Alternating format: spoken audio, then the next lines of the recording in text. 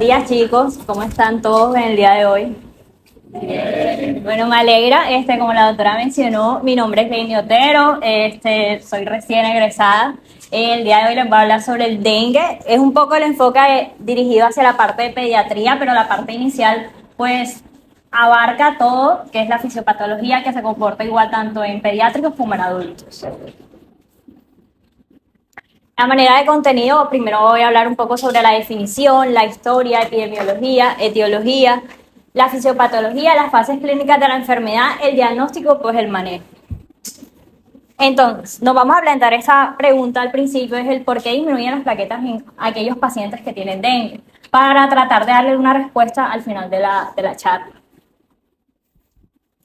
A manera de definición, como sabemos, el dengue es una enfermedad infecciosa tipo dinámica y sistémica de etiología viral transmitida por los mosquitos, específicamente la hembra del género Aedes aegypti en su mayoría, porque también puede ser transmitido por el Aedes albopictus, siendo esta una de las principales enfermedades virales con un gran impacto epidemiológico a nivel mundial.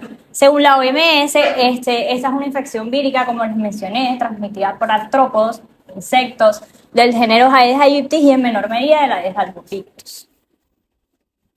En cuanto a la historia, el dengue aparece por primera vez descrito en China hacia el año 992 y los primeros reportes oficiales de casos confirmados de dengue quedaron registrados hacia 1635. En Colombia tenemos una incidencia nacional del año pasado de aproximadamente el 45% por cada 100.000 habitantes en riesgo y se notificaron aproximadamente 2.563 casos confirmados de dengue. En cuanto a la epidemiología, el dengue aproximadamente hace 30 años representa una enfermedad de control epidemiológico, ya que esta presenta picos epidemiológicos muy graves cada 3 a 5 años, siendo cada uno peor que el que lo presidió. Y nos preguntamos el por qué se da esto. Esto sucede ya que existen diferentes serotipos del dengue que se pueden combinar entre sí, también gracias a los factores que existen, ya sean medioambientales, epidemiológicos y individuales de cada persona. Entonces tenemos que existen varios serotipos de dengue en la misma región. Hay 5 serotipos de dengue conocidos, que van del 1 al 5, exceptuando el 5 no da en humanos, nada más los 4 primeros son los que nos pueden dar a nosotros. Entonces, en cuanto a la etiología, como les estaba mencionando, el virus del dengue es un virus de características de un ARN monocaterario de sentido positivo, o sea, puede tener su replicación dentro del citoplasma. Este virus pertenece a la familia Flaviviridae del género Arbovirus, del género Flavivirus y a los arbovirus, o sea, son virus transmitidos por artrópodos o por insectos. Como les mencioné, hay 5 serotipos, el quinto no da en humanos. Este codifica para 3 proteínas estructurales, que son la proteína C o de cápside, que ¿qué hace? Ella rodea y protege el ácido nucleico y a su vez es la responsable de anclar la proteína a la membrana.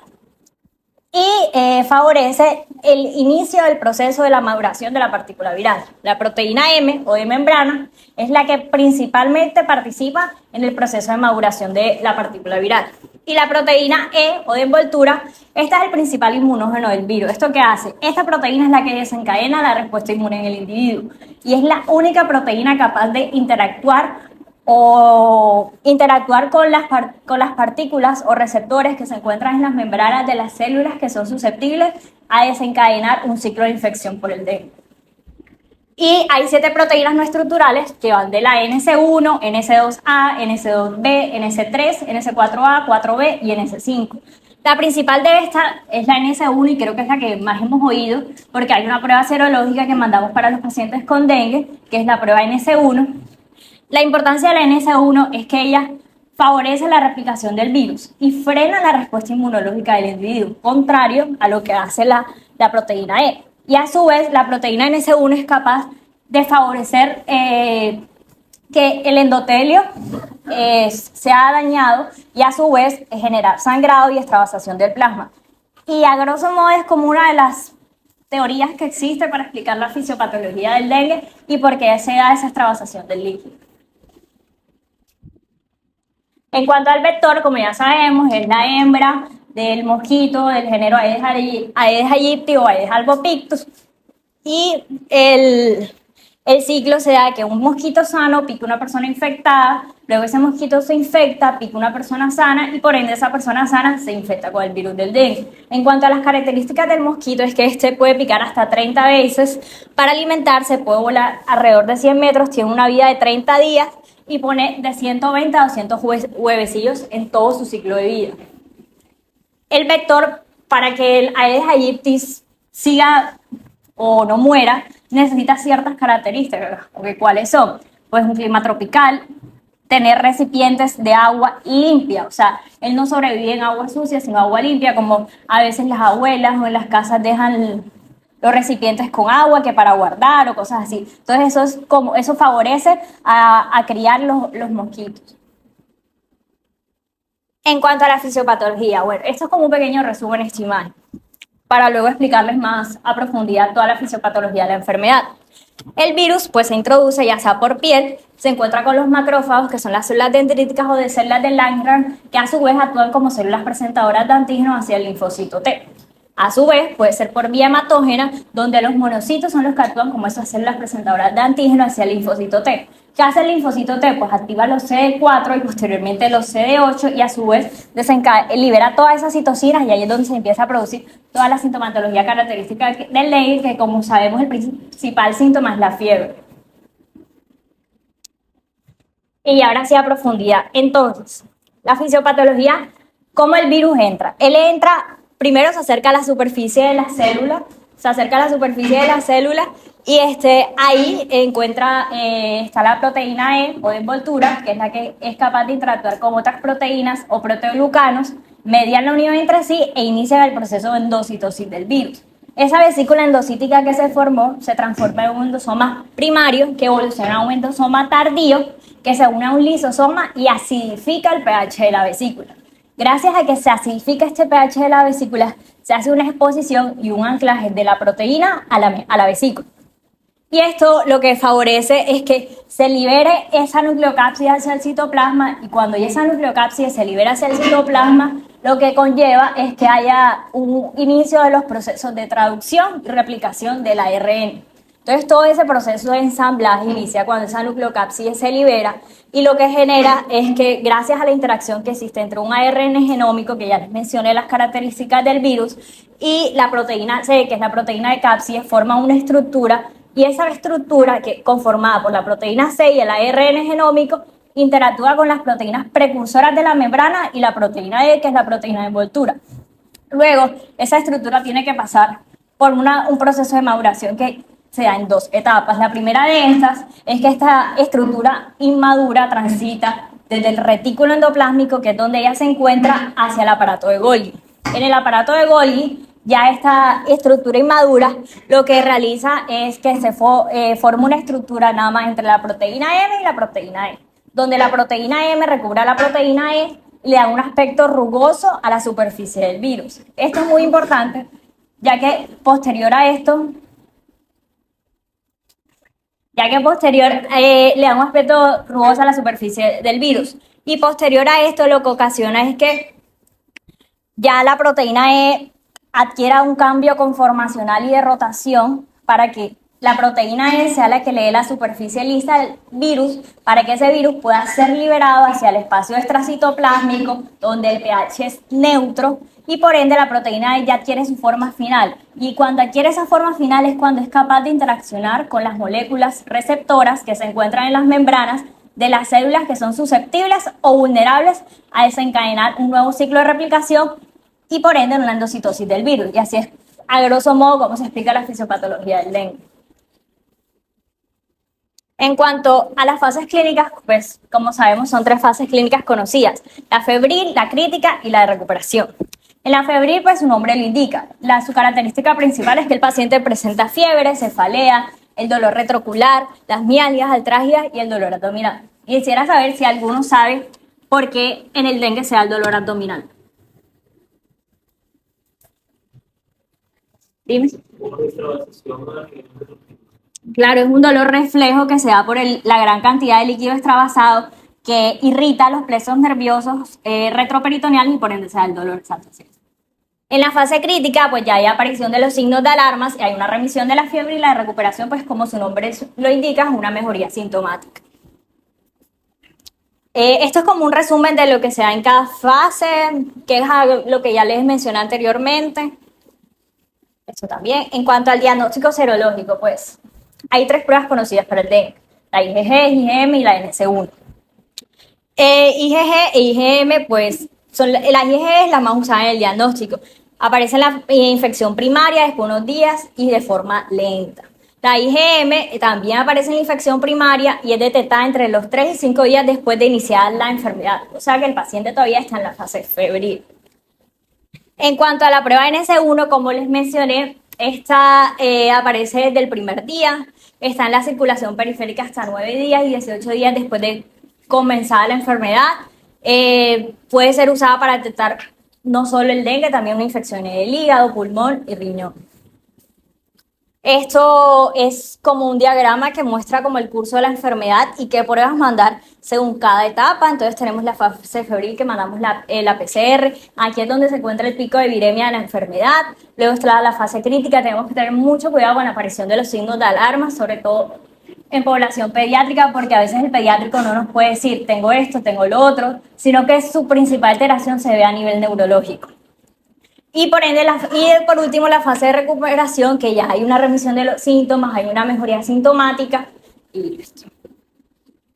Entonces, este es el resumen.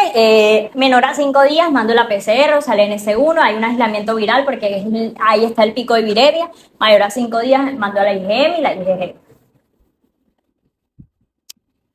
En cuanto al manejo, pues la OMS nos agrupa 3 grandes grupos, que son dengue sin signos de alarma, dengue con signos de alarma y dengue grave, que a su vez es el grupo A, grupo B y grupo C.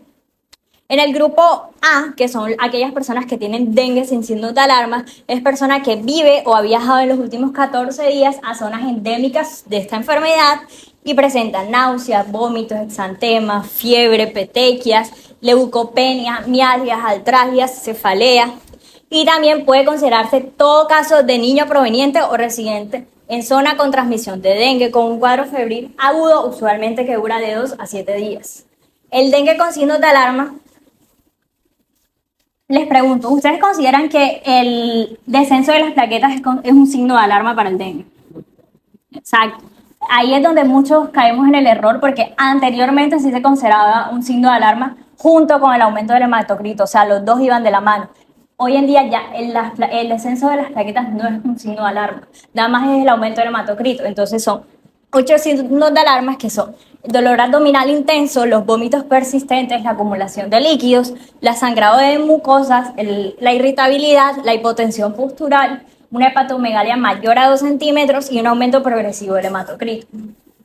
Y en cuanto al dengue grave, pues se considera dengue grave bajo 3 circunstancias. La primera es un choque o dificultad respiratoria debido a una extravasación grave del plasma. La segunda es un sangrado grave según evaluación del médico tratante, ejemplo, una hematemesis, una melena, un sangrado del sistema nervioso central. Y el tercer caso es un compromiso grave de órganos como un daño hepático, una miocarditis o una alteración de la conciencia. Ahora, ¿cómo manejamos a cada paciente según el grupo al que pertenezca? En el dengue sin signos de alarma puede ser manejado en casa, se recomienda mucha hidratación. Obviamente primero se hace el diagnóstico del dengue, se hace un hemograma, se mandan las pruebas correspondientes según la etapa o la fase de la enfermedad en que encontremos al paciente. El uso del toldillo lo recomendamos, no acumular aguas en recipientes, aguas limpias. En el dengue con signos de alarma, ya aquí el paciente tiene que estar manejado intrahospitalariamente. Manejamos también un hemograma. Si es necesario, se inicia la reposición de líquido vía intravenosa. Entonces aquí recomendamos que hay una tasa hídrica aproximadamente de 5 a 7 cc por kilo por hora entre las primeras 2 horas. Luego reducimos de 2 a 4 entre las siguientes 2 o 4 horas y por último dejamos una tasa hídrica en promedio de 2 a 3 cc por kilo por hora. Reevaluamos al paciente. Si el paciente tiene deterioro, pues aumentamos esa tasa hídrica hasta 5 a 10. Si el paciente pues, se mantuvo o no tuvo deterioro, pues mantenemos la tasa hídrica que anteriormente les mencioné. Y ya en el dengue grave, pues el paciente tiene que estar manejado en una unidad de cuidados intensivos. Es un paciente que hay que tener mucho cuidado porque que el dengue puede matar a cualquier persona y la gente no lo toma a veces muy en serio, pero es una enfermedad de mucho control. Entonces, aquí ya manejamos una tasa hídrica de 5 a 10 cc por kilo al empezar por una hora y revaloramos. Hay que tener mucho cuidado con el paciente, porque como ellos disminuyen las plaquetas, aumentan el hematocrito, hay líquido extravasado, el paciente en cualquier momento se nos puede complicar. Entonces hay que tener mucho cuidado con la infusión de líquidos que le damos. Luego continuamos con una tasa hídrica de 7 a 10 cc por kilo y mantenemos revalorando a ese paciente. Entonces, ¿cómo yo confirmo o cómo hago el diagnóstico de que el paciente tiene dengue? Primero está el caso probable, aquel paciente que pues tiene la sintomatología característica del dengue y adicionalmente me refiere que viene de una zona endémica del dengue. El caso confirmado por laboratorio es lo que mencioné anteriormente, más una prueba confirmatoria de dengue positiva, ya sea la NS1 o la IgE e IgM. El caso descartado es todo esto y que el paciente pues no tenga una prueba negativa. Pero mucho cuidado, a veces caemos en el error de decir que el paciente no tiene dengue cuando no es así, porque mandamos las pruebas equivocadas según la fase en la que se encuentra el paciente. A veces hay personas que el paciente está en la fase febril y le manda una IgM. Es muy probable que nos vaya a salir negativa, hay que mandarla en S1. ¿Por qué? Entonces decimos, no, el paciente no tiene dengue, lo mandamos a la casa y luego nos llega un paciente complicado con el dengue. Y el caso confirmado por nexo epidemiológico, apenas yo tengo o me enfrento a un paciente que me refiera a toda la sintomatología del dengue y me diga, no, es que por mi casa, mi vecino, como 3 vecinos tienen dengue, ya hago el caso confirmado de dengue por el nexo epidemiológico que me está refiriendo mi paciente. Entonces aquí hay un pequeño caso clínico. Es un paciente adolescente femenina de 14 años de edad remitida a una clínica en la ciudad de Barranquilla por presentar cuadro clínico de aproximadamente 6 días de evolución, caracterizado por octalgia derecha con una intensidad de 9-10, asociado a vértigo e hipoacusia. 48 horas después, paciente refiere mialgias, artralgia, cefalea global y alzas térmicas cuantificadas de 38 grados centígrados, sin predominio horario. Motivo por el cual consulta al centro remisor, en donde realizan paraclínicos que reportan un hemograma con leucopenia y trombocitopenia, hemoconcentración y NS1 para dengue positiva. Realizan manejo con líquidos endovenosos, terapia antimicrobiana con ampicilina sulbactam 1.5 gramos IV y remiten para valoración por el servicio de pediatría a un centro de mayor complejidad. Actualmente el paciente está estable, afebril, tolerando vía oral y oxígeno ambiente. En cuanto a los antecedentes personales del paciente, pues ahí lean un poquito más. Entonces, ahí miren la Noxacombe, hay vecinos, 10 casos de dengue en la cuadra donde ella vive. Como lo más crucial de ahí. Estos son los paraclínicos, tiene una leucopenia de 2000, tiene una hemoglobina de soledad, tiene hematocrito de 42, plaquetas en el número que está ahí, leucocitos, y luego el hemograma control, vemos también que persiste con la leucopenia, persiste con la trombocitopenia y con la hemoconcentración. Me adelanté. Entonces, ¿ustedes qué harían con ese paciente? Se va para la casa, se queda en la hospitalización, lo mandamos a UCI, ¿qué le colocamos? ¿Qué hacemos?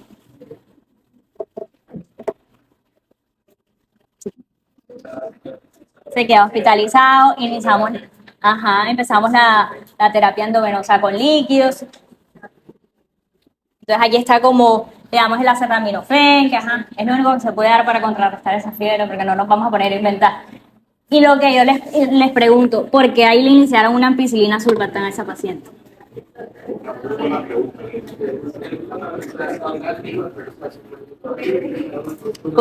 Exacto, porque sospecharon de una otitis en la paciente. Por eso le iniciaron una terapia antibiótica. No va nada relacionado con el caso del dengue. Solo que, tiene las dos cosas. Entonces, no sé si alguien... Dime.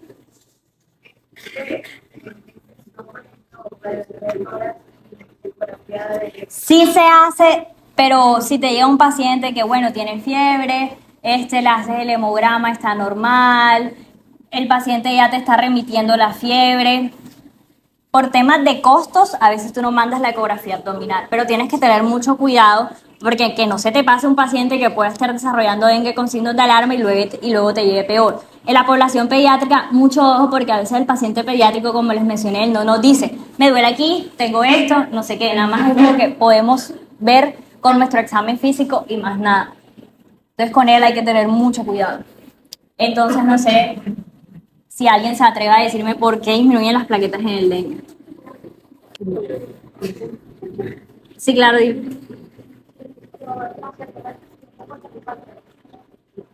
¿Puedes hablar más alto, por favor?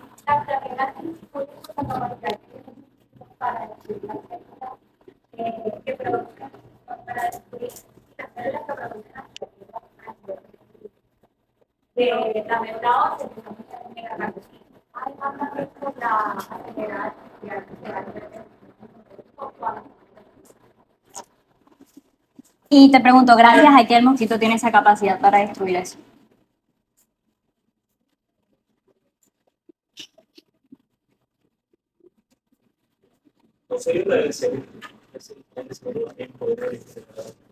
Ajá, lo que les mencioné, la NS1, debido a su capacidad de ser lítica, ella me hace que me produzca más sangrado, se me extravase más el plasma, y sí, puede ser una de las teorías de por qué me disminuyen las plaquetas. Lo que tú mencionabas es cierto, hay veces que se forman como zonas de microhemorragias y debido a la alta demanda que tienen las plaquetas, pues no alcanzan a cubrir todas esas zonas y se disminuyen. Pero la teoría más aceptada del por qué disminuyen las plaquetas es porque se crean anticuerpos contra las proteínas del virus del dengue, circulante en sangre. ¿Y estos anticuerpos qué hacen? Pues ellos tienen una reacción cruzada contra las proteínas de superficie de las plaquetas, y lo que ocasiona pues una destrucción de estas y por ende una disminución de estas mismas. Y listo, muchísimas gracias.